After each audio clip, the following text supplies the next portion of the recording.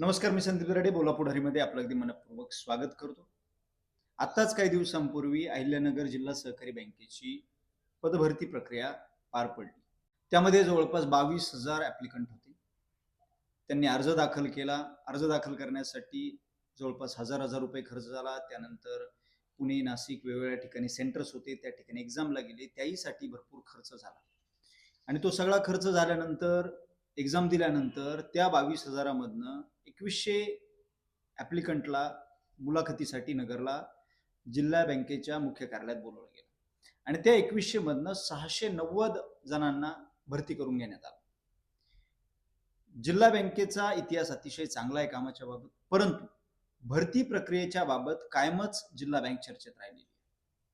मागील काही वर्षांपूर्वी बँकेचे चेअरमन सीताराम पाटील गायकर असतानाही भरती प्रक्रिया पार पडली होती आणि त्या भरतीवरही अनियमितता असल्याचे आरोप झाले, याचिका दाखल झाल्या, त्यावर स्टे आला होता. हे सगळ्या भानगडी झाल्या. त्यानंतर चेअरमन झाले स्वर्गवासी उदयभाऊ शेळके, त्यावेळी कुठली भरती प्रक्रिया झाली नाही. आणि आता विद्यमान चेअरमन जे आहेत ते पालकमंत्री राधाकृष्ण विखे पाटील यांचे विश्वासू सहकारी आमदार शिवाजीराव कर्डिले. त्यांच्या नेतृत्वाखाली वाईस चेअरमन माधवराव कानवडे आणि संचालक मंडळाच्या नेतृत्वाखाली 690 लोकांना भरती करून घेतली. ही भरती प्रक्रिया झाल्यानंतर पारापारावर गावागावामध्ये चर्चा सुरू होत्या कंटिन्यू, की काय काय दिलं, काय काय घेतलं, कसं कसं घेतलं. अशा अनेक चर्चा आजही गावागावांमध्ये रंगलेल्या आहेत. कुणाला किती खर्च आला, कसं झालं, काय झालं. आणि त्यामध्ये 2 याचिकाकर्त्यांनी मुंबई उच्च न्यायालयाच्या औरंगाबाद खंडपीठामध्ये याचिका दाखल केली आणि त्यांनी त्यामध्ये म्हटलंय की यामध्ये अनियमितता आहे. याचिकाकर्ते विशाल गोरे आणि राजेंद्र वैराळ या दोघांनी काही पुरावे औरंगाबाद खंडपीठात जिल्हा बँकेच्या भरती प्रक्रियेच्या विरोधात सादर केले आणि त्यानुसार औरंगाबाद खंडपीठाने आदेश केला की बँकेचे मुख्य कार्यकारी अधिकारी, चेअरमन, व्हाईस चेअरमन, संचालक मंडळ आणि ज्या कंपनीला या बँकेने भरती प्रक्रिया राबवण्याचं काम दिलं होतं ते वर्कवेल इन्फोटेक कंपनीला नोटीस बजावण्याचे आदेश कोर्टाने दिले. यामध्ये याचिकाकर्त्यांचं म्हणणं असं आहे की आम्हाला उत्तर पत्रिकेची मूळ प्रत देण्यात आली नाही. त्यांनी तसेच सहकार मंत्री बाबासाहेब पाटील यांनाही अर्ज केला होता, त्यांनाही काही गोष्टी पुराव्यासह दिल्या होत्या, पण त्यांनी त्यामध्ये कुठली दखल घेतलेली नाही असंही याचिकाकर्ते म्हणताय. यामध्ये याचिकाकर्त्यांचं म्हणणं असं आहे की गुणवत्ता यादी जाहीर करणं गरजेचं होतं. ती गुणवत्ता यादी जाहीर न करता फक्त आसन क्रमांक प्रसिद्ध करून मुलाखती घेण्यात आल्या व अंतिम यादी जाहीर करून टाकली.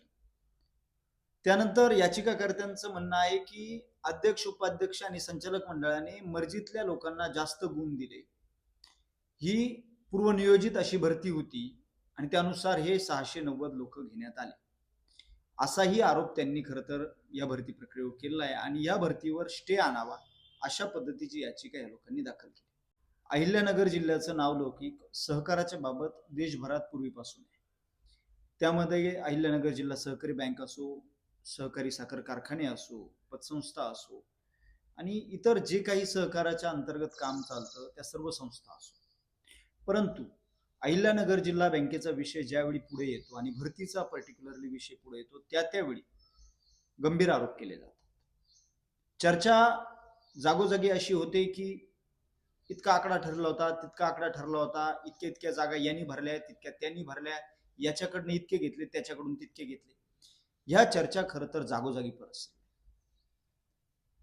ही जी मंडळी आहे यांनी सहकाराचा अर्थ हा सर्व मिळून खाऊ असा करून टाकला. सर्व म्हणजे फक्त ते 15, 16, 17 जण, ते सर्व मिळून खाऊ.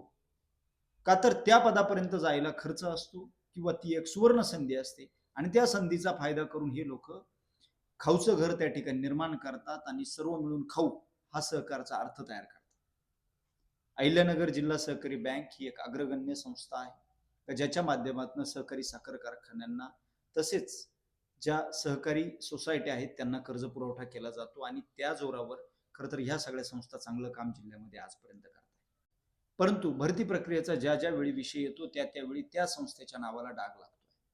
अहिल्यानगर जिल्हा बँकेमध्ये रुजू होण्यासाठी, नोकरी मिळवण्यासाठी ज्या 22,000 ऍप्लिकंटनी ऍप्लिकेशन केलं होतं त्यापैकी फक्त 2 जणांनी याचिका दाखल केली. जर कुणाला याच्यामध्ये हरकत असेल तर अशा हजारो याचिका समोर गेल्या पाहिजे.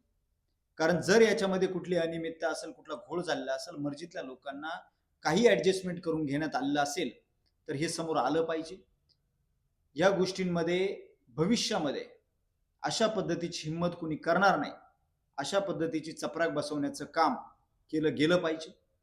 कारण आज भारतीय जनता पार्टीचं सरकार असताना, पालकमंत्री राधाकृष्ण विखे पाटील यांचं स्वतःचं कंट्रोल असताना, त्यांच्या मार्गदर्शनाखाली जिल्हा बँक काम करत असताना अशा पद्धतीचं काम जर झालेलं असेल याचिकाकर्त्यांच्या म्हणण्यानुसार, औरंगाबाद खंडपीठात ज्या राजेंद्र वैराळ आणि विशाल गोरे यांनी याचिका दाखल केलेली आहे, त्यामध्ये त्यांनी जे आरोप या भरती प्रक्रियेवर केले आहेत त्यामध्ये जर सत्यता असेल आणि इतरांचा जर हा अनुभव असेल तर खऱ्या अर्थाने हजारो विद्यार्थ्यांनी, हजारो अर्जदारांनी खरं तर पुढे येऊन याचिका दाखल केली पाहिजे. जर यामध्ये अनियमितता झाला असेल, घोळ झाला असेल तर ही अतिशय घाणेरडी गोष्ट त्या लोकांनी खरं तर केलेली आहे. ही गोष्ट समोर येणं आवश्यक आहे. बोला पुढारीच्या माध्यमातून आज हा पहिला व्हिडिओ या भरती प्रक्रियेच्या बाबत केला गेला आहे. पुढील व्हिडिओ काही पुराव्यांसह तसेच याचिकाकर्त्यांसोबत चर्चा करून केला जाईल. ज्या ज्या विद्यार्थ्यांनी, ज्या ज्या अर्जदारांनी खरं तर या भरतीसाठी प्रयत्न केला होता आणि ज्यांना वाटते यामध्ये अनियमितता झाली त्यांनी माझ्याशी संपर्क करा. यामध्ये जी काही मदत करता येईल, जो काही आवाज उठवता येईल तो आवाज उठवण्याचा आपण प्रयत्न करूया आणि जर अनियमितता असेल तर यांचा बुरखा फाडण्याचं काम आपण सगळेजण मिळून करूया. धन्यवाद. रामकृष्ण.